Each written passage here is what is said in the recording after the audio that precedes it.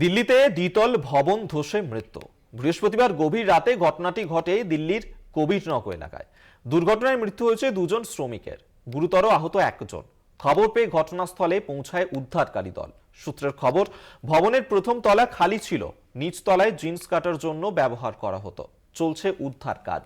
দিল্লিতে দ্বিতল ভবন ধসে মৃত্যুর ঘটনা, যেখানে প্রাণ গেল কাজ করতে গিয়ে দুজন শ্রমিকের। বৃহস্পতিবার গভীর রাতেই ঘটনাটি ঘটে দিল্লির কবিরনগর এলাকাতে। দুর্ঘটনায় মৃত্যু হয়েছে দুজনের, গুরুতর আহত হয়েছেন একজন। খবর পেয়েই ঘটনাস্থলে পৌঁছায় উদ্ধারকারী দল। যেমনটা সূত্র মারফত খবর, ভবনের প্রথম তলা খালি ছিল, নিচ তলায় জিন্স কাটার জন্য ব্যবহার করা হতো। এখনো পর্যন্ত চলছে উদ্ধার কাজ। আপনাদেরকে আরো একবার জানিয়ে রাখবো, দিল্লিতে দ্বিতল ভবন ধসে মৃত্যুর ঘটনা। বৃহস্পতিবার গভীর রাতে সেখানে এই দুর্ঘটনা ঘটে, যার কারণে দুজন শ্রমিকের মৃত্যু হয়েছে। সেখানে কাজ করার সময় গুরুতর আহত হন একজন। খবর পেয়ে ঘটনাস্থলে পৌঁছায় উদ্ধারকারী দল।